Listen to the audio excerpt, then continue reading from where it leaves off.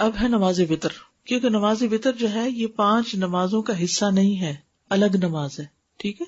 وتر کا لغوی معنی، یہ لغوی نہیں ہے، کیا ہے؟ لغوی. لغت کہتے ہیں ڈکشنری کو. لغت میں وتر واو کی فتح اور کسرہ کے ساتھ بھی پڑھا جاتا ہے، وتر اور وتر دونوں طرح. اور یہ طاق گنتی پر بولا جاتا ہے، آڈ نمبر پہ، جیسا کہ 1، 3 اور 5. وتر کا اصطلاحی معنی یہ ایک ایسی نماز ہے جو نماز عشاء اور طلوع فجر کے درمیان ادا کی جاتی ہے. اس کا وقت کب سے کب تک ہے؟ عشاء کے بعد سے طلوع فجر تک. عشاء کا وقت تو آدھی رات تک ہے نا، لیکن وتر بعد میں بھی پڑھے جا سکتے ہیں. اس کا یہ نام اس لیے رکھا گیا کیونکہ اس کو طاق طریقے سے ادا کیا جاتا ہے، یعنی 1 رکعت یا 3 رکعت یا اس سے بھی زیادہ. اللہ تعالیٰ کی صفت وتر ہے. وَإِنَّ اللَّهَ وِتْرٌ يُحِبُّ الْوِتْرَ، بے شک اللہ وتر ہے اور وتر کو پسند کرتا ہے، یعنی ایک ہے. یہاں وتر ایک کے معنوں میں استعمال ہو رہا ہے. وتر کی نماز سنت مؤکدہ ہے، مومن کو اس کی حفاظت کرنی چاہیے. جو کسی دن وتر پڑھے اور کسی دن اسے چھوڑ دے، یعنی کبھی ونس ان اے وائل اگر چھٹ بھی جائے تو اس کا مواخذہ نہیں.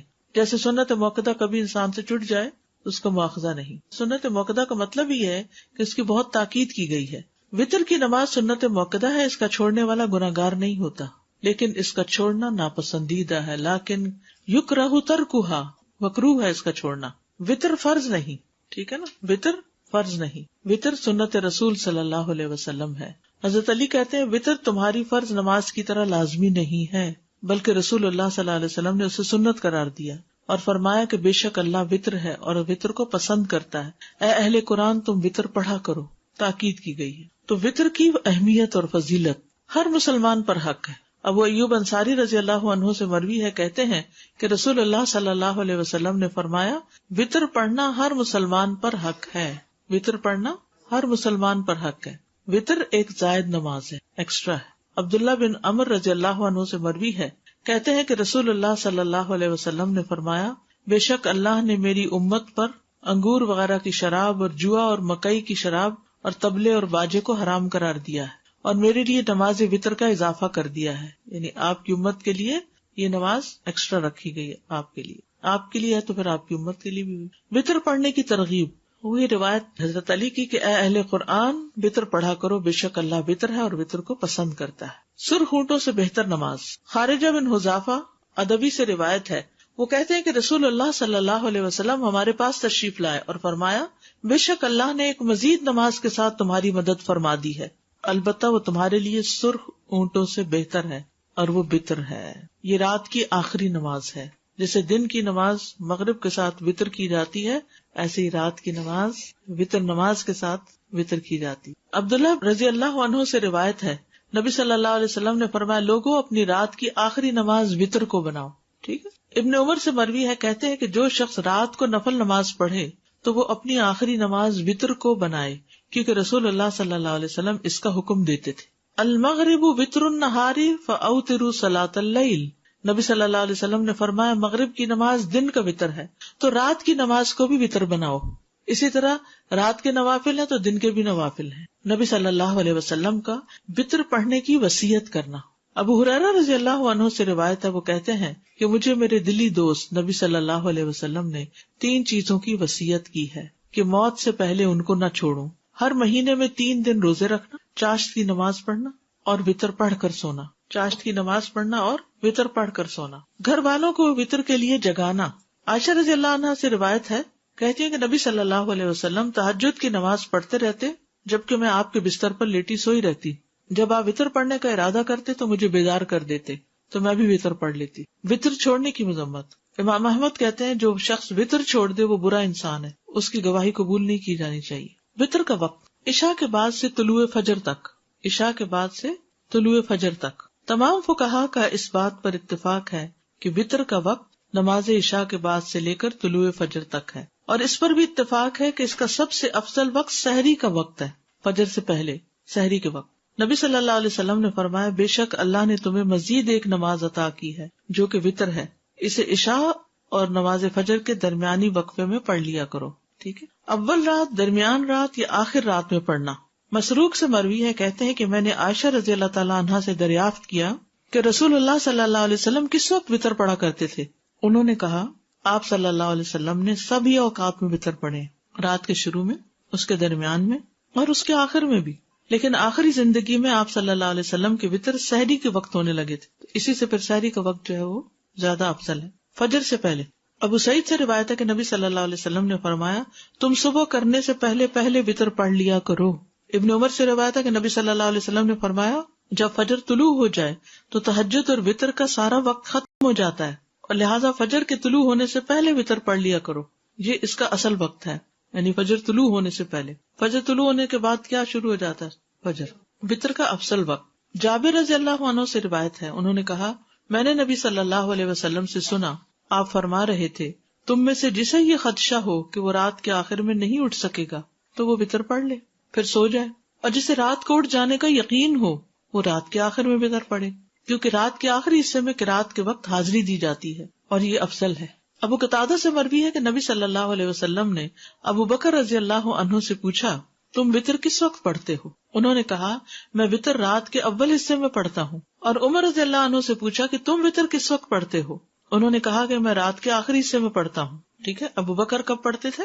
اول حصے میں، اور عمر آخری حصے میں. آپ نے ابو بکر کے متعلق فرمایا اس نے احتیاط کو اختیار کیا ہے کہ کہیں قضا نہ ہو جائے، پڑھ کے سو. اور عمر رضی اللہ عنہ کے بارے میں فرمایا اس نے عزم اور قوت کو اختیار کیا، عزیمت کی راہ. انہوں نے رخصت کی، انہوں نے عزیمت کی. جسے رات سوئے رہنے کا خدشہ ہو وہ سونے سے پہلے وطر پڑھ لے. یہ سب سوال آپ لوگ کرتے رہتے ہیں کہ وطر کب پڑھیں، اگر نیند آ گئی تو پھر کیا ہوگا، تو پھر پہلے پڑھ لیں. ہر شخص کو اپنا زیادہ پتا ہوتا ہے نا. ابو درداء بیان کرتے ہیں میرے خلیل نے مجھے 3 باتوں کی وصیت فرمائی تھی، میں انہیں کسی صورت نہیں چھوڑتا. مجھے وصیت فرمائی کہ ہر مہینے 3 دن کے روزے رکھوں، وطر پڑھ کر سویا کروں اور دہا کے نفل پڑھوں سفر اور حضر میں. آج ہی مجھے کسی نے میسج کیا کہ میں حرم میں بیٹھی ہوں، کیا یہاں سنت پڑھے؟ کیا کہیں گے آپ؟ جی ہاں، کیونکہ وہاں تو گئی عبادت کے لیے، اور وہاں یعنی کہ سفر اور وہ نہیں کنسیڈر کریں گے، بلکہ والرکع السجود، کثرت سے رکوع اور سجدے وہاں کریں گے. طہر بیتی للطائفین والعاکفین والرکع السجود. تو وہ سجود صرف فرض نماز تھوڑی ہے امام کے پیچھے، اسے تو جتنی نماز آپ پڑھ سکتے، کیونکہ وہاں ایک نماز پڑھنے کا کتنا زیادہ اجر ہے. تو جس کو فکر ہو کہ اٹھ نہیں پاؤں گا وہ پڑھ کے سوئے. وطر پڑھ کر سونے والا عقل مند ہے. سعد بن ابی وقاص رضی اللہ عنہ سے مروی ہے کہ وہ عشاء کی نماز مسجد رسول صلی اللہ علیہ وسلم میں پڑھا کرتے تھے، پھر ایک ہی وطر پڑھا کرتے تھے، اس سے زیادہ وطر کی رکعت ادا نہیں کرتے تھے. تو ان سے کہا جاتا ابو اسحاق آپ نماز وطر کی ایک ہی رکعت پڑھتے ہیں، زیادہ نہیں پڑھتے، کیا وجہ ہے؟ وہ کہتے جی ہاں، میں نے رسول اللہ صلی اللہ علیہ وسلم کو فرماتے ہوئے سنا عقل مند وہ ہے جو سونے سے پہلے وطر ادا کر لیتا ہے. وطر کا آخری وقت، ابن عباس کہتے ہیں وطر کا آخری وقت فجر کے طلوع ہونے سے پہلے رات کا آخری وقت ہے اور فجر کی اذان کے شروع ہوتے ہی ختم ہو جاتا ہے. جب مؤذن اپنی اذان میں صبح کے وقت کو خوب تلاش کر رہا ہوتا ہے اس وقت وطر کا وقت ختم ہو جاتا ہے. لیکن جب اذان دینے والا اذان کہہ دے اور ایک مسلمان اپنی آخری رکعت میں ہو تو وہ اسے مکمل کرے گا. یعنی آپ نے 3 وطر شروع کر دیے، اتنے میں ادھر آپ نے اللہ اکبر کی، ادھر کیا ہوا، اذان شروع ہو گئی. اب آپ کیا کریں گے؟ وطر پورے کریں گے. تو کہتے ہیں کہ جب مسلمان اپنی آخری رکعت میں ہو تو اسے مکمل کرے گا، کیونکہ صرف اذان سننے سے طلوع فجر کا یقین نہیں کیا جا سکتا، اور اس میں کوئی حرج بھی نہیں ہے کہ اس وقت نماز پوری کر لی جائے. کیونکہ اس زمانے میں 2 اذانیں ہوتی تھی نا، ایک پہلی اور ایک دوسری. تو دوسری جو اذان ہوتی ہے وہ فجر کی ہوتی ہے. اب بھی آپ دیکھیں مکہ میں 1 گھنٹہ پہلے وہ نفل کے لیے اٹھاتے ہیں. وطر کی رکعات جہاں تک کم سے کم وطر کا تعلق ہے تو وہ 1 رکعت ہے، اور جہاں تک اس کی زیادہ سے زیادہ تعداد کا تعلق ہے تو وہ 11 رکعت ہے، میکسیمم 11 ہے. ایک قول یہ ہے کہ اس کی تعداد 13 رکعت بھی، لیکن زیادہ مناسب یہ ہے کہ اس کی تعداد 11 رکعت ہو. اگر کبھی 13 بھی پڑھ لی جائے تو کوئی حرج نہیں، ہم تو 3 سے اوپر نہیں جاتے. نبی صلی اللہ علیہ وسلم کا 7 سے کم اور 13 سے زیادہ وطر نہ بنانا. عبداللہ بن ابی قیس کہتے ہیں کہ میں نے عائشہ رضی اللہ عنہا سے پوچھا کہ رسول اللہ صلی اللہ علیہ وسلم کتنی رکعتوں پر وطر بناتے تھے؟ انہوں نے فرمایا 4 اور 3 پر یعنی 7، 6 اور 3 پر یعنی 9، 8 اور 3 پر یعنی 11، 10 اور 3 پر یعنی 13. لیکن 13 رکعتوں سے زیادہ اور 7 سے کم پر وطر نہیں بناتے تھے، اور فجر سے پہلے کی 2 رکعتیں نہیں چھوڑتے تھے. یعنی 4 کس طرح 2 کر کے پڑھی، اور پھر 3 ایٹ اے اسٹریچ، 6 اور 3، 8 اور 3 نہیں، وہ ایک وطر بناتے تھے نا، اس پر ایک آخر کے ایک ہوتا ہے نا وطر. تو جی 10، 2 2 2 2 2 اور پھر ایک آخری. اور فجر سے پہلے کی 2 رکعتیں نہیں چھوڑتے تھے. ٹھیک ہے، جو جتنی تعداد میں چاہے وطر پڑھ لے، ابو ایوب انصاری سے مروی، وہ کہتے ہیں کہ رسول اللہ صلی اللہ علیہ وسلم نے فرمایا وطر پڑھنا ہر مسلمان پر حق ہے، بس جو 5 وطر پڑھنا چاہے تو 5 پڑھ لے، جو 3 پڑھنا چاہے تو 3 پڑھ لے، جو 1 پڑھنا چاہے وہ 1 پڑھ لے۔ میجورٹی 3 ہی پڑھتی ہے، لیکن کبھی سفر ہوتا ہے، کبھی بیماری ہوتی ہے تو کوئی حرج نہیں، یعنی رخصت تو موجود ہے نا۔ 1 وطر پڑھنے کی دلیل، ابن عمر رضی اللہ عنہما سے روایت ہے کہ ایک آدمی نبی صلی اللہ علیہ وسلم کی خدمت میں حاضر ہوا، جبکہ اس وقت آپ خطبہ دے رہے تھے، تو اس نے کہا رات کی نماز کس طرح ادا کی جائے، رات کی نماز کس طرح ادا کی جائے؟ آپ نے فرمایا 2 رکعت، پھر جب تمہیں صبح کا اندیشہ ہو تو 1 رکعت وطر پڑھ لو، وہ تمہاری پڑھی ہوئی سابقہ نماز کو طاق عدد میں تبدیل کر دے گی۔ اصل میں ہم نوافل تو پڑھتے نہیں، بس 1 وطر کی فکر ہے، تو اگر نوافل پڑھنے ہو ساتھ تو 2 کر کے وہ پڑھ کے پھر 1 الگ پڑھ لیں، یا پھر آخری 2 اور 3 اکٹھی کر لیں۔ 3 وطروں کی دلیل، ابن عباس سے مروی کہ نبی صلی اللہ علیہ وسلم 3 وطر پڑھتے تھے۔ پھر وہی بات ہے نا کہ کبھی 3 کبھی اس سے زیادہ، اور مختلف طریقے سے بھی، ابھی آگے دیکھیں کہ آپ 5 وطروں کی دلیل، عائشہ رضی اللہ عنہ بیان فرماتی ہیں رسول اللہ صلی اللہ علیہ وسلم فجر کی سنتوں سمیت 13 رکعت پڑھتے تھے، یعنی رات کی نماز آپ نے پڑھنی شروع کی 2 کر کے، ٹھیک ہے، 10 پڑھی اور پھر 1 وطر پڑھ لیا، پھر اس کے بعد فجر ہو گئی جب تو 2 رکعت اور پڑھ کے سنت پھر مسجد جاتے۔ وطر کا افضل وقت کون سا ہے؟ سحری کا وقت افضل ہے اس میں، اگرچہ عشاء کے بعد پڑھ سکتے ہیں، تو سحری کے وقت کیا پڑھے جاتے ہیں؟ تہجد پڑھے جاتے ہیں، تو تہجد کے بعد جو وطر پڑھیں گے تو اس طریقے سے پڑھ سکتے، ٹھیک ہے۔ اور اگر وہ 11 رکعت جو ہے نا اور 9 رکعت، اس میں 1 وطر ہے اور باقی سب نوافل ہیں، تہجد کی نماز ہے، اور وہ ساری ملا کے اگر پڑھیں تو وطر ہی کہلا دیں، یعنی وہ نماز وطر ہے۔ اب آگے بھی دیکھیے ذرا، عائشہ رضی اللہ عنہا بیان کرتی ہیں کہ رسول اللہ صلی اللہ علیہ وسلم فجر کی سنتوں سمیت 13 رکعتیں پڑھا کرتے تھے، 6 رکعتیں 2 کر کے پڑھتے، پھر 5 وطر ایٹ اے اسٹریچ پڑھتے، اس میں بیٹھتے نہیں تھے، اور ان میں صرف آخر میں ہی بیٹھتے تھے، ٹھیک ہے۔ 6 رکعتیں کیسے؟ 2 کر کے، اور اس کے بعد 5 کنٹینیوسلی۔ حضرت عائشہ سے روایت ہے کہ نبی صلی اللہ علیہ وسلم وطر پڑھا کرتے تھے، کبھی آپ 5 وطر اور کبھی 7 وطر پڑھتے تھے ایٹ اے اسٹریچ۔ 7 وطروں کی دلیل، ام سلمہ کہتی ہے نبی صلی اللہ علیہ وسلم 13 رکعات کو وطر بناتے، جب آپ عمر رسیدہ اور کمزور ہو گئے تو 7 وطر پڑھنے لگے۔ 7 وطر سے مراد 7 ایک نہیں، بلکہ وہ جو 2 والی رکھتے ہیں ان کے ساتھ ملا کے 7 بنے۔ 9 وطروں کی دلیل، سعد بن ہشام بن عامر سے روایت ہے، انہوں نے کہا میں نے عرض کی اے ام المومنین، مجھے رسول اللہ صلی اللہ علیہ وسلم کے وطر کے بارے میں بتائیے، تو انہوں نے کہا ہم آپ کے لیے آپ کی مسواک اور آپ کے وضو کا پانی تیار رکھتے تھے، تو اللہ رات کو جب چاہتا آپ کو بیدار کر دیتا، تو آپ مسواک کرتے، وضو کرتے، پھر 9 رکعتیں پڑھتے، ان میں آپ 8ویں کے علاوہ کسی رکعت میں نہ بیٹھتے، 8 رکعت ایٹ اے اسٹریچ پڑھ کے 8ویں میں اتحیات بیٹھتے، اور پھر آپ 1 رکعت اور پڑھتے، پھر اللہ کا ذکر کرتے، اس کی حمد بیان کرتے، اس سے دعا کرتے، پھر سلام پھیرے بغیر کھڑے ہو جاتے، پھر کھڑے ہو کر 9ویں رکعت پڑھتے، پھر بیٹھتے اور اللہ کا ذکر کرتے، اس کی حمد کرتے، اس سے دعا کرتے، پھر سلام پھیرتے جو ہمیں سناتے تاکہ ہم بھی اٹھ جائیں، پھر سلام کے بعد بیٹھ کر 2 رکعتیں پڑھتے۔ تو اے میرے بیٹے یہ 11 رکعتیں ہو گئیں، یعنی وطر کے بعد بھی 2 رکعتیں آپ کے عمل سے ثابت ہے کہ آپ پڑھتے تھے، ٹھیک ہے۔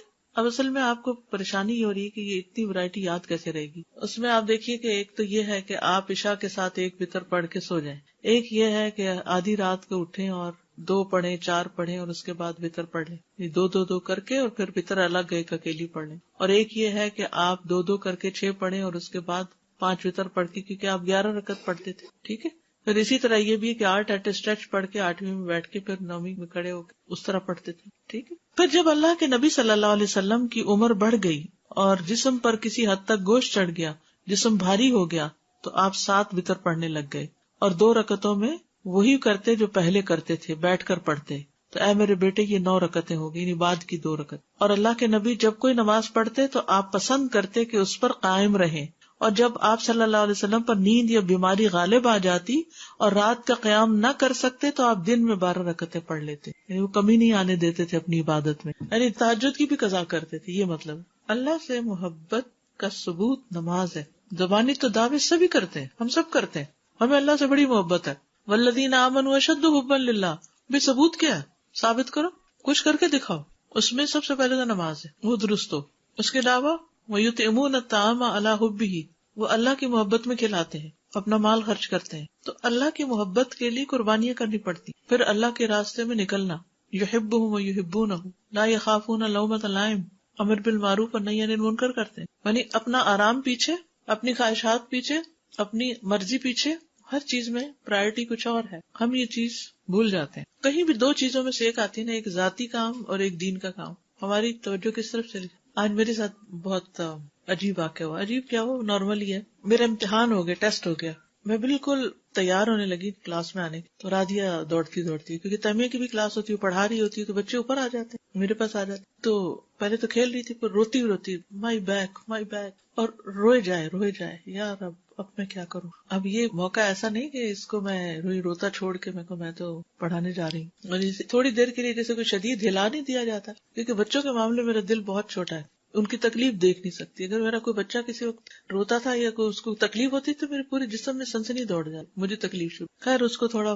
بہلایا سہلایا، اتنے شکر ہے جی صاحب ابھی گھر ہی تھے، تو میں نے کہا آپ اس کو اٹھا لیجیے، کیونکہ میں اٹھا نہیں سکتی اتنے باری بچے. میں نے کہا اس کو اٹھا کے ساتھ لگا لیجیے، لا کے چاکلیٹ وغیرہ دی، کیونکہ بچے خود سے بہل جاتے ہیں.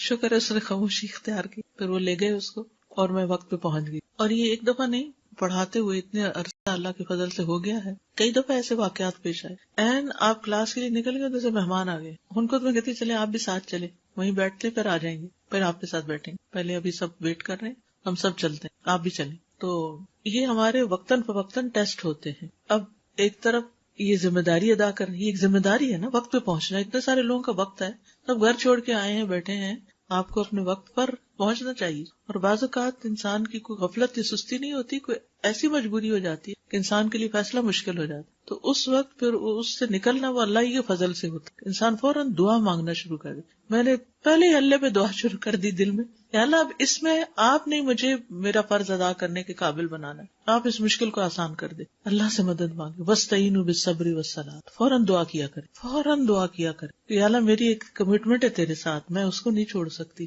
اسی طرح بعض اوقات آپ نے اپنے لیے کچھ پیسے اکٹھے کر کے رکھے تھے، کوئی کام کرنا ہوتا کہ اچانک ونٹر ڈرائیو آ جاتی، یا کوئی اور اس طرح کا پروجیکٹ سامنے آ جاتا ہے، وہ چھت لیک کرنے لگ گئی ہے، چھت بنے گی، آپ نے عید کی پارٹی کے لیے پیسے اکٹھے کیے ہوئے تھے، اور رمضان میں اناؤنسمنٹ ہوگی مسجد میں، تو اب وہ ڈبل مائنڈیڈ ہو جاتے ہیں. خواتین کو زیور بنانے کا شوق ہوتا ہے، آپ نے جیولری کے لیے پیسے جمع کیے ہوئے تھے کہ اچانک کوئی اتنا شدید بیمار پڑ گیا یا کچھ کوئی بھی ایسی چیز آ جاتی، تو اس وقت انسان پھر یہ دیکھتا ہے کہ مجھے اب کس طرف کو کرنا ہے. کبھی ایسا بھی ہوتا ہے کہ ایک اللہ کا حکم ہوتا ہے، ایک اللہ کی دی ہوئی اجازت اور رخصت ہوتی ہے، اور ہمارے اندر کی ایک اور خواہش ہوتی، تو اس میں بھی دیکھنا ہوتا ہے کہ اب اللہ ہی کا حکم چلے گا چاہے ہماری مرضی نہ بھی ہو. تو یہ پرائرٹیز جو ہے زندگی میں یہ بہت اہم ہے، اور ان کا امتحان ہوتا ہے. کہنے کی بات یہ تھی کہ ان کا امتحان ہوتا ہے. آپ بڑے سکون سے وضو کر کے بڑے خوش مسلح کی طرف بڑھ رہے تھے، اچانک آپ کے ہسبینڈ گھر میں داخل ہو گئے، تو پہلے مجھے کھانا دے دو پھر اس کے بعد نماز پڑھ لیں. اب وہ جو آپ کا موڈ بنا ہوا ہوتا ہے نا، موڈ بنانا پڑتا ہے نا اچھی نماز کے لیے،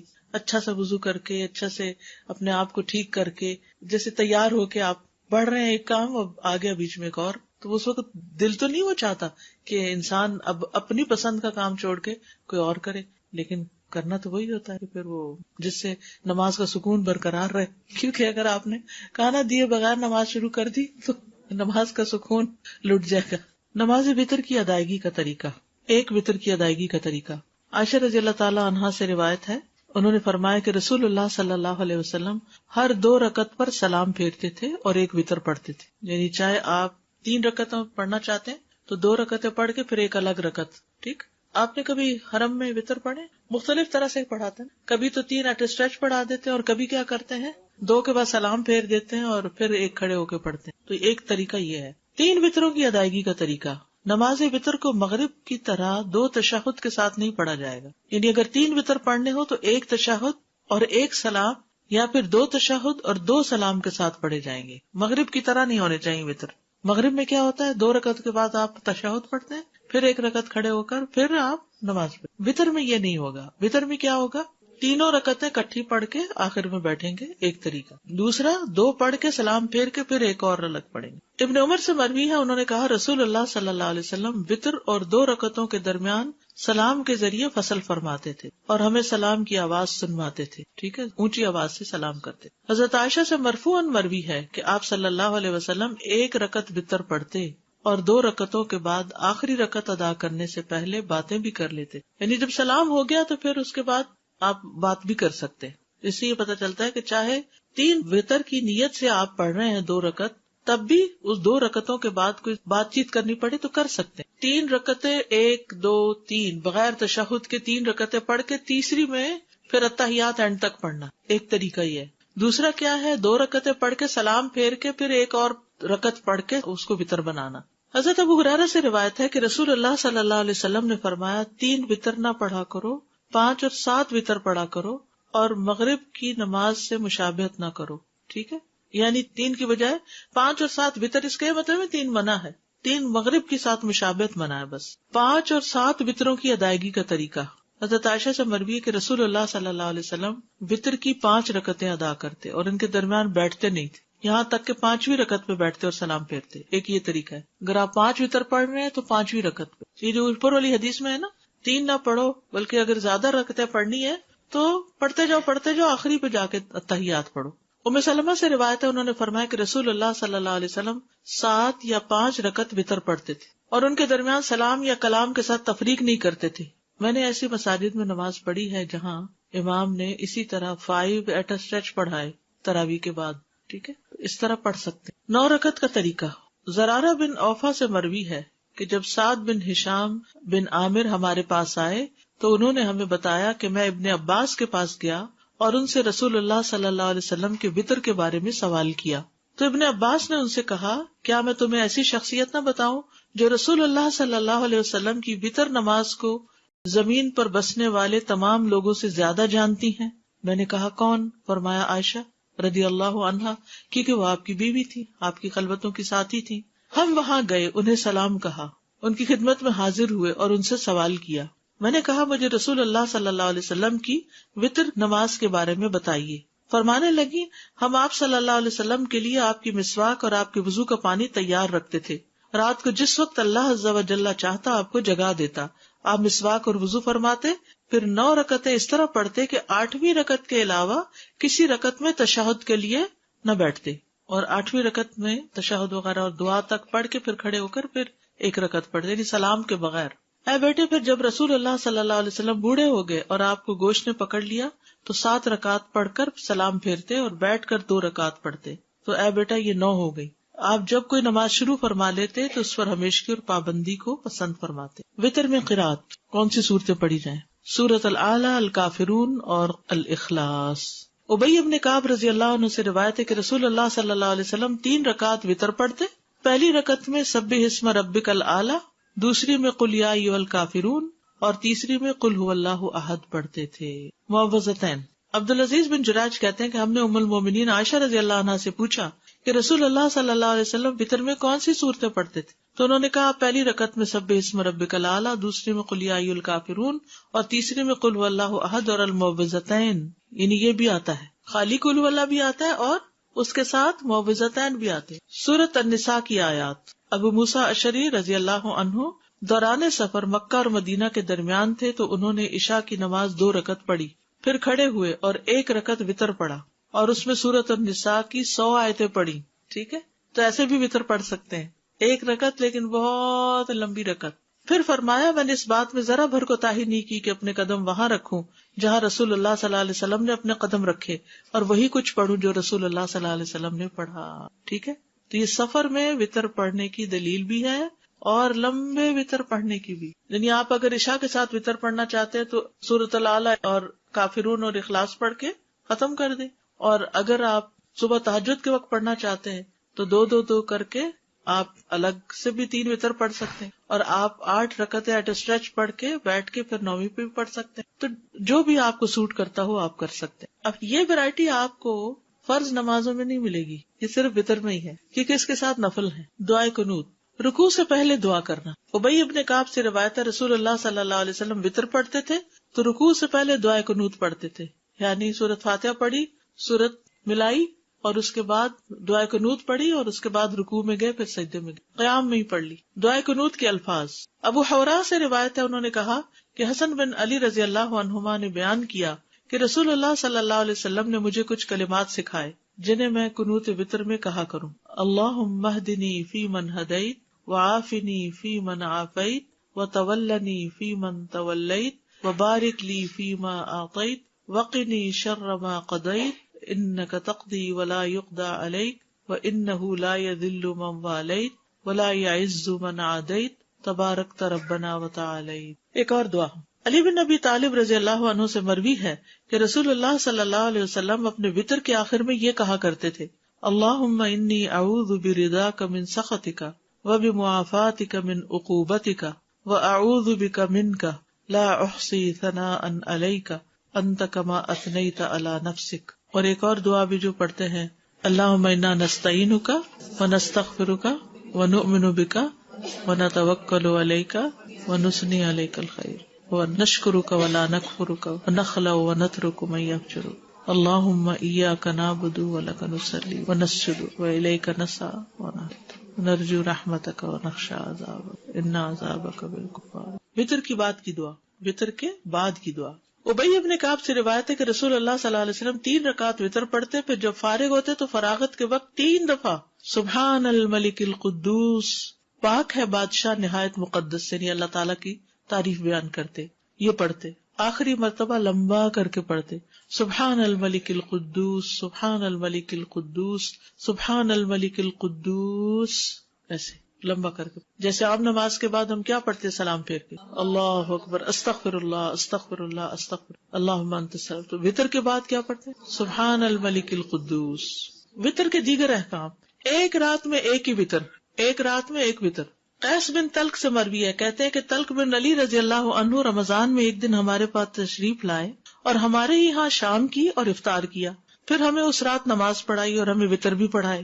پھر اپنی مسجد کی طرف چلے گئے اور وہاں اپنے ساتھیوں کو نماز پڑھائی، اور جب وتر باقی رہے تو ایک شخص کو آگے کر دیا اور کہا اپنے ساتھیوں کو وتر پڑھاؤ، بے شک میں نے رسول اللہ صلی اللہ علیہ وسلم سے سنا ہے آپ فرماتے تھے ایک رات میں 2 وتر نہیں. ٹھیک ہے، ایک رات میں 2 دفعہ وتر نہیں. کیونکہ بعض اوقات لوگ سوال کرتے ہیں کہ اگر ہم وتر پڑھ کے سو گئے، اٹھے اور کچھ نفل پڑھنا چاہے تو کیا پڑھ سکتے ہیں؟ بالکل پڑھ سکتے. پھر اگلا سوال یہ پوچھتے ہیں کہ اس کے بعد پھر دوبارہ وتر پڑھیں گے؟ نہیں، دوبارہ وتر نہیں پڑھیں گے. ٹھیک ہے، جب رات کے پہلے حصے میں وتر پڑھ لیا جائے تو آخری حصے میں قیام کا طریقہ. سنت یہ ہے کہ جو رات کے اول حصے میں وتر پڑھ لے اور آخری رات میں قیام کرے، اسے چاہیے کہ اس کے لیے جتنا آسان ہو وہ وتر کے بغیر 2 رکعت کر کے پڑھتا جائے. ٹھیک ہے، یعنی آپ وتر پڑھ کے سو گئے تو اٹھے اور آپ کا دل چاہ رہا اب نفل پڑھنے کو، تو کوئی پابندی لاک نہیں لگ گیا کہ اب اس کو کھولا نہیں جا سکتا، آپ 2 رکعتیں پڑھتے رہیں. ابن باز کہتے ہیں جب آپ نے اول حصے میں وتر پڑھ لیا ہو، پھر اللہ آپ کے لیے آخری پہر میں قیام کرنا آسان کر دے تو اللہ آپ کو جتنی توفیق دے آپ 2 کر کے رکعت پڑھتے جائیں، لیکن وتر نہ پڑھیں. اگر کسی وجہ سے وتر رہ جائے تو اس کو ادا کرنے کا طریقہ. قضا کیسے ہوتی ہے وتر کی؟ اگر تو آپ کی اذان ہو رہی ہے اور اگر فجر نہیں شروع ہوئی تو آپ کیا کریں گے؟ وتر پڑھ لیں گے. لیکن اب کیا ہوا، وتر بھی گئے اور سنت بھی گئی اور آپ نے فرض پڑھ لیے کہ وقت تھوڑا تھا، تو اب آپ کیا کریں گے کہ بعد میں جب سورج نکلے گا تو سنت پڑھ لیجیے فجر کی اور اس کے ساتھ 2 رکعتیں پڑھ لیجیے، کیونکہ دن کی رکعت جو ہے وہ یعنی یہ وتر رات کے لیے تھا تو رات تو گزر گئی. تو ایک طریقہ یہ ہے کہ طاق کے ساتھ ایک اور ملا لیجیے. یہاں دیکھیے حضرت عائشہ سے روایت ہے کہ جب رسول اللہ صلی اللہ علیہ وسلم کی رات کی نماز بیماری یا کسی اور وجہ سے رہ جاتی ہو تو دن میں 12 رکعتیں پڑھتے، 13 یا 11 یا 9 نہیں پڑھتے تھے. سمجھ گئے؟ ابن عثیمین کہتے ہیں اگر وتر نہ پڑھا ہو اور فجر طلوع ہو جائے تو پھر وتر نہیں پڑھنا چاہیے، یعنی سنتیں وغیرہ. لیکن اگر آپ 3 رکعت وتر پڑھتے ہیں تو دن میں 4 رکعت کر کے پڑھ لیں، 5 پڑھتے ہیں تو 6 پڑھ لیں، یعنی جو آپ کی عادت ہے اس کے مطابق دن میں اس کو ایون نمبر کر لیں. کیونکہ نبی صلی اللہ علیہ وسلم کی جب رات کی نماز چھوٹ جاتی تو دن میں 12 رکعت ادا کرتے، یعنی 11 نہیں پڑھتے تھے، 12 پڑھتے تھے. ایک ہی وتر پڑھنا. ہشام بن عروہ اپنے والد سے روایت کرتے ہیں کہ عبداللہ بن مسعود کہتے ہیں میں پرواہ نہیں کرتا اگر صبح کی نماز کھڑی ہو جائے اور میں وتر پڑھ رہا ہوں تو اسے ایک پڑھ کے وتر پھر فجر پڑھوں گا. یعنی 2 طریقے مل رہے ہیں. ٹھیک ہے. سفر میں سواری پر وتر پڑھنے کا جواز. ویسے تو صرف نفل پڑھ سکتے ہیں نا، تو وتر بھی پڑھ سکتے ہیں. ابن عمر رضی اللہ عنہ سے روایت، انہوں نے فرمایا نبی صلی اللہ علیہ وسلم سفر کے دوران رات کی نماز اپنی سواری پر اشارے سے پڑھتے تھے، یعنی نفل وغیرہ. تہجد کی نماز کیا کرتے تھے؟ سواری پر ہی، خواہ اس کا جدھر کو بھی منہ ہو جاتا. اسی طرح نماز وتر بھی اپنی سواری پہ پڑھ لیتے، لیکن فرض نماز سواری پہ نہیں پڑھتے تھے. تو بہت بہنیں بار بار اصرار کرتی ہیں اور پوچھتی ہیں کہ ہم گاڑی میں نماز پڑھ لیں. فرض نہیں پڑھ سکتے، نوافل پڑھ لیں جتنا دل چاہتا ہے. وتر کے بعد نماز پڑھنے کا جواز. سنت یہ ہے کہ وتر رات کی آخری نماز ہو، لیکن اگر وتروں کے بعد کوئی 2 رکعت ادا کرنا چاہتا تو ایسا کرنا جائز ہے. نبی صلی اللہ علیہ وسلم نے ایسا کیا ہے. جب آپ کو یہ ڈر ہو کہ آپ رات کے پچھلے پہر قیام نہیں کر سکیں گے تو آپ رات کو سونے سے پہلے ہی وتر ادا کر لیں، اور جب آپ کے لیے رات کے آخری حصے میں قیام کرنا مقدر کر دیا گیا ہو تو جو آسان اتنی نماز پڑھ لیں اور اسی وتر پر اکتفا کریں جو آپ نے رات کے اول حصے میں پڑھا۔ وتر کے بعد 2 رکعت پڑھنے کی وجہ، صوبان کہتے ہیں کہ ہم رسول اللہ صلی اللہ علیہ وسلم کے ساتھ سفر میں تھے، آپ نے فرمایا بے شک یہ سفر باعث مشقت ہے، بس جب تم میں سے کوئی وتر پڑھے تو اس کے بعد 2 رکعت پڑھے، اور اگر وہ قیام کے لیے اٹھ گیا تو ٹھیک، ورنہ یہی 2 رکعتیں اسے قیام سے کفایت کر جائیں گی۔ ٹھیک ہے، فجر سے پہلے پڑھ لے، لیکن اگر فجر کا وقت داخل ہو گیا تو پہلے فجر وغیرہ پڑھ کے پھر سورج نکلنے کے بعد پڑھ لے۔ استاذہ ایک کوشچن یہ کہ جیسے آپ نے کہا کہ ہماری ہیبٹ ہے کہ ہمیں لیٹ نائٹ وتر پڑھتے ہیں، ٹھیک ہے، ہم اٹھے تو اذان ہو گئی، مطلب لیٹ نہیں ہوئے فجر کے لیے، لیکن ویک اپ ایٹ دا اذان time, right, by the time وضو وغیرہ کیا، تو اس وقت پہلے ہم وتر پڑھیں گے یا پہلے ہم فجر اپنی کنٹینیو کریں گے؟ جی وتر پڑھ لیجیے، لیکن اگر فجر ہی کا ٹائم تھوڑا ہو رہا ہے، نہیں الحمدللہ، ٹھیک ہے، اوکے۔ استاذ ایک اور یہ تھا کہ جیسے بھی آپ نے یہاں پہ بھی تھا کہ وتر کے بعد 2 رکعتیں پڑھنے کا جواز، تو یہ اکثر میرے مسجد میں یہ ہوا کہ اسپیشلی تراویح میں کہ جب امام صاحب نے وتر بھی پڑھا دیے تو some of the people they stand up to pray 2 رکعت، اور وہ ریزن یہ دیتے ہیں کہ اگر ہم یہ نہیں پڑھیں گے تو جتنی ہم نے تراویح پڑھی وہ ایکسپٹ نہیں ہوں گے۔ That was the reason one of the lady she told me, I ask, یہ نہ سمجھی کی بات ہے، تو وہ مطلب وہ اسی وقت 2 رکعت تو نہیں پڑھنا، وہ تو یہ کہ اگر آپ لیٹ نائٹ اٹھے مطلب رات کے آخری اس وقت بھی پڑھ سکتے ہیں، بعد میں بھی پڑھ سکتے ہیں، جواز ہے اس کا۔ جی ابھی آپ نے کہا جیسے بات ہو رہی تھی نماز کے قیام ضروری ہے، اصل کسی سچویشن ایسی ہو گئی تھی تو میں اس لیے پوچھ رہی ہوں، اس کوشچن نے مجھ سے پوچھا تھا، تو he was travelling and he himself was driving the car, اور وہ راستے میں ہائی وے پہ ایکسیڈنٹ کچھ تھا تو ان کی نماز بالکل، ہی واز لائک ورینگ کہ کیا ہو ادھر ہی بیٹھے تو وہ یہی ہو رہا تھا کہ ان کو کہتے کہ میں اس طرح انٹینشن رکھوں گا کہ اسٹیئرنگ ہولڈ کر لوں گا لیکن آئی ول پرے کہ وہ اس کو آپ تاخیر نہیں کر سکتے، پڑھنا چاہیے اس کو۔ جزاک اللہ۔ السلام علیکم۔ وعلیکم السلام۔ استاذہ دعائے قنوت کی جو بات ہو رہی تھی وہ رکوع کے بعد پڑھیں گے ہم کہ رکوع سے پہلے؟ رکوع سے پہلے پڑھنا افضل ہے، بعد میں بھی پڑھنے کی رائے ملتی ہے۔ اچھا، کیونکہ اکثر نمازوں میں تو بعد میں ہی پڑھتے ہیں نا رکوع جی، لیکن یہ کہ پہلے بھی پڑھنے تو ٹھیک ہے۔ سبحانک اللہم و بحمدک، اشہد ان لا الہ الا انت، استغفرک و اتوب الیک۔ السلام علیکم و رحمۃ اللہ وبرکاتہ۔